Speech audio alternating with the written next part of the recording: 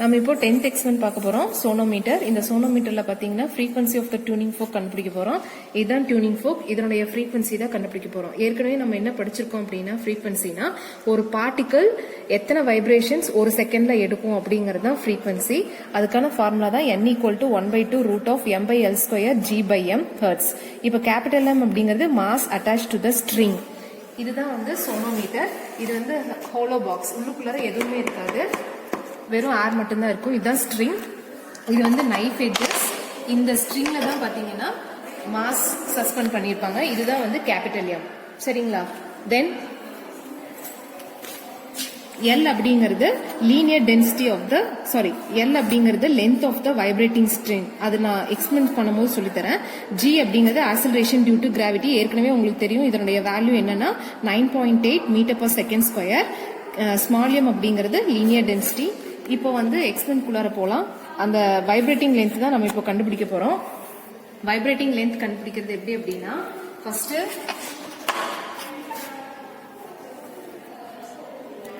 Vibrating length கண்டுபிடிக்கிறதுக்கு நம்ம mass capital M add பண்ணுவோம். ஒரு ஸ்டோன் பாத்தீங்கன்னா 500 கிராம்ஸ், அதாவது அரை கிலோ. இப்போ நான் பாத்தீங்கன்னா 1 கிலோ போட்டிருக்கேன். 1 கிலோவுக்கு வைப்ரேட்டிங் லென்த் எப்படி கண்டுபிடிக்கிறது அப்படின்னா இதுதான் வந்து நான் சொன்ன மாதிரி டியூனிங் ஃபோக். இத ரப்பர் ஹேமரால இப்படி டிஸ்டர்ப் பண்ணி இந்த இடையில வச்சோம் அப்படின்னா இந்த ஸ்ட்ரிங் வந்து வைப்ரேட் ஆகுறது தெரியுதா? இதுக்கு பேர் தான் வந்து பேப்பர் ரைடர். இப்படி டிஸ்டர்ப் பண்ணி இப்படி வச்சோம் அப்படின்னா அந்த பேப்பர் ரைடர் வந்து ஒரு பர்டிகுலர் டிஸ்டன்ஸ்ல அது கீழே விழுகும்.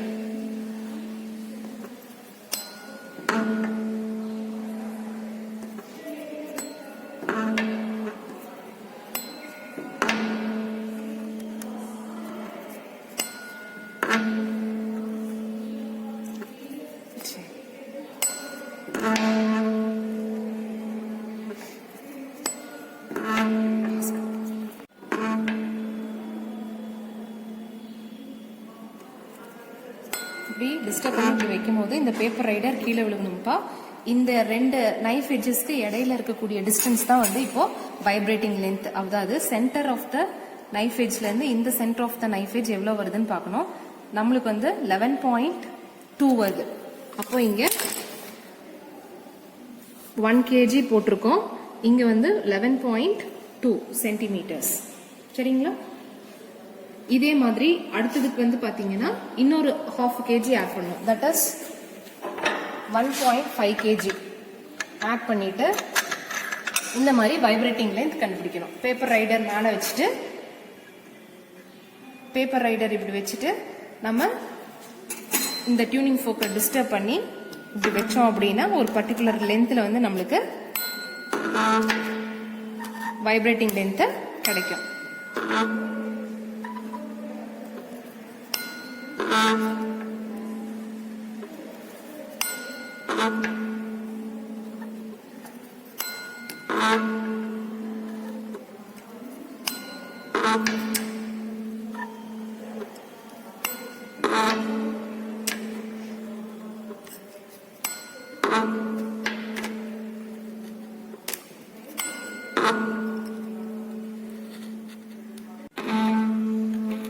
So 1.5 kg ஆட் பண்ணிருக்கோம். 1.5 kg ஆட் பண்ணதுக்கான வைப்ரேட்டிங் லென்த் தான் இது. இதுல பாத்தீங்க அப்படின்னா 13.1 வருது. So 1.5 kgக்கு 13.1 length. இதே மாதிரி இன்னொரு 1/2 kg ஆட் பண்ணிக்கலாம். ஆட் பண்ணதுக்கு அப்புறம் நம்ம வைப்ரேட்டிங் லென்த் கண்டுபிடிச்சிக்கலாம். நான் அது வந்து வைப்ரேட்டிங் லென்த் கண்டுபிடிச்சிட்டு நான் உங்களுக்கு கால்குலேஷன் சொல்லி தரேன். நம்ம இப்ப 2 kg போட்டிருக்கோம்பா வைப்ரேட்டிங் லென்த். சோ இதுதான் வைப்ரேட்டிங் லென்த். ஓகேங்களா? இதை மெஷர் பண்ணோம் அப்படின்னா 14.9 வருது. எக்ஸ்பெரிமெண்ட்னு பார்த்தா நம்ம முடிச்சிட்டோம்ப்பா. இதுல கால்குலேஷன் பார்ட் தான் இனிமேல் பார்க்க போறோம். சோ இங்க லோடு போட்டோம், வைப்ரேட்டிங் லென்த் கண்டுபிடிச்சிட்டோம். இங்க L² வைப்ரேட்டிங் லென்த் தான் L. இதை ஸ்கொயர் பண்ணி இங்க எழுதிருக்கோம். 11.1 ஸ்கொயர் பண்ணா 125.44 வரும். 13.1 ஸ்கொயர் பண்ணா 171.61 வரும். இது வேணா எக்ஸாம்பிள் போட்டு காட்டுறேன். தட் இஸ் 14.9 வருது இல்லையா? இதை ஸ்கொயர் பண்ணோம் அப்படின்னா 22.01 வருது. ஓகேங்களா? இப்போ m by l ஸ்கொயர் பண்ணணுமா? இப்போ m அப்படிங்கிறது என்னது? l. சாரி 1. இங்க டிவைடட் பை l ஸ்கொயர் அப்படிங்கிறது 125.44.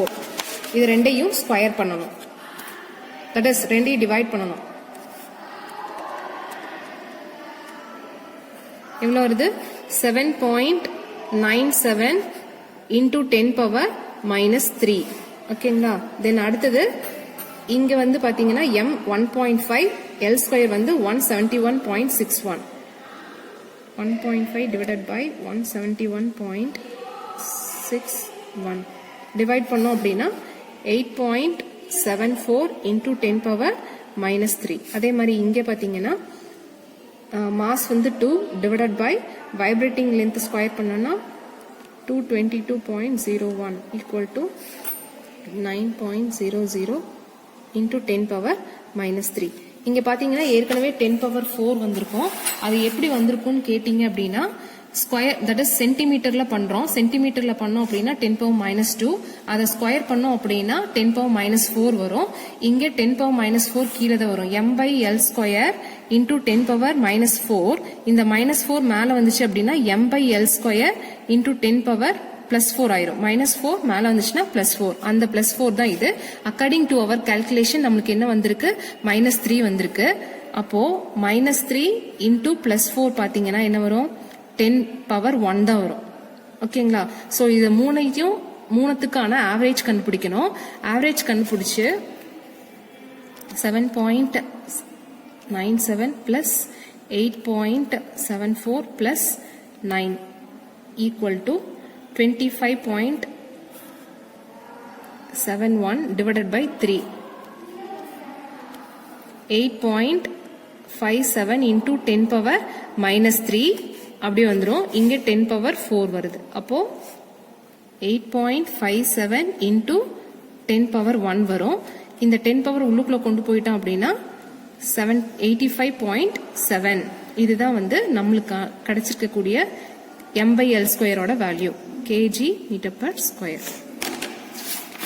இங்க பாத்தீங்க அப்படின்னா linear density of the wire வந்து நம்மளுக்கு கான்ஸ்டன்ட் வேல்யூ தான். 1.26 into 10 power minus 3 kg per meter. இப்போ இத இங்க வந்து வேல்யூ சப்ஸ்டிட்யூட் பண்ண போறோம். m by l ஸ்கொயரோட வேல்யூ நம்மளுக்கு 85.7 வந்திருக்கு. into g ஓட வேல்யூ நம்மளுக்கு ஏற்கனவே என்னன்னு தெரியும்? 9.8 தெரியும். divided by small m ஓட linear density of that wire வந்து எவ்வளோ அப்படின்னா 1.26 into 10 power minus 3 85.7 into இங்க minus 3 மேல போச்சுன்னா 10 power plus 3 ஆயிடும். இந்த ரெண்டு வேல்யூஸையும் நம்ம டிவைட் பண்ணிக்கலாம். 9.8 divided by 1.26 equal to எவ்வளவு வருது? 7.77. 1.77 கிடைக்கும். இத பாத்தீங்கன்னா மறுபடியும் 85.7 into 7.77 into 10 பவருக்கு இந்த கேப் யூஸ் பண்ணிக்கோங்கப்பா. ஈக்குவல் டு எவ்வளவு வருது? 66589 பாயிண்ட்ல வருது. ஓகேங்களா? இதுக்கு ஸ்கொயர் ரூட் எடுக்கணுமா? Square root of answer equal to 1/2 into 816.020. அப்போ இதுக்கு மீனிங் என்ன? இந்த வேல்யூ டிவைடட் பை 2ன்னு அர்த்தம். டிவைடட் பை 2 பண்ணோம் அப்படின்னா 408.01 ஹெர்ட்ஸ். அப்போ இந்த டியூனிங் ஃபோக்கோட ஃப்ரீக்வன்சி பார்த்தீங்கன்னா 408.01 ஹெர்ட்ஸ் நமக்கு வந்திருக்கு. ஓகேங்களா? இப்படிதான் ஆன்சர் எடுத்து இங்க போஸ்ட் பண்ணணும். இங்க எடுத்து போஸ்ட் பண்ணிருங்க. இந்த கால்குலேஷன்ஸ்லாம் அங்க போட்டு n ஈக்குவல் டு நமக்கு என்ன வருது? 408.01 வருது இல்லையா? அது இங்க எடுத்து போஸ்ட் பண்ணிருங்க. ஓகேங்களா? 408.01 ஹெர்ட்ஸ். ஓகேங்களா? ஓகே. இதெல்லாம் பாத்தீங்கன்னா பேசிக் கொஸ்டின்ஸ். இந்த எக்ஸ்பெரிமெண்ட்ல இருந்து உங்களுக்கு என்ன தெரிஞ்சிருக்கணும் அப்படிங்கிறது, ஃப்ரீக்வன்சினா என்னன்னு உங்களுக்கு தெரியும். அதாவது ஒரு பார்ட்டிகிள் ஒரு செகண்ட்ல எவ்வளவு வைப்ரேஷன்ஸ் இருக்குதோ அதுதான் வந்து ஃப்ரீக்வன்சி. ரெசனன்ஸ் அப்படிங்கிறது என்னது?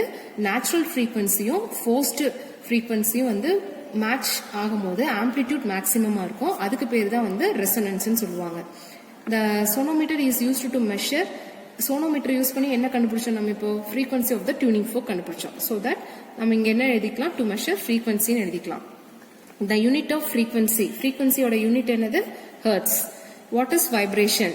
Vibration என்ன, to or fro motion. ஒரு நம்ம பேசுறோம் அப்படின்னா அந்த ஏர் பார்ட்டிகிள் வைப்ரேட் ஆகுது, அந்த பார்ட்டிகிள் பக்கத்துல இருக்கிற பார்ட்டிகிளை வைப்ரேட் பண்ணுது இல்லையா, அந்த மோஷனுக்கு பேர் தான் வந்து டு அண்ட் ஃப்ரோ மோஷன். அப்படி ஆச்சு அப்படின்னா அதுக்கு பேர் தான் வந்து வைப்ரேஷன் சொல்லுவாங்க. இதுல என்ன டவுட் இருந்ததுன்னா திரும்ப திரும்ப இந்த வீடியோ திருப்பி பாருங்கப்பா. மேலும் டவுட் இருந்தது அப்படின்னா கன்சர்ன் ஃபேக்கல்டி கிட்ட நீங்க கிளாஸ் ஹவர்ஸ்ல டவுட் கேட்டுக்கலாம்.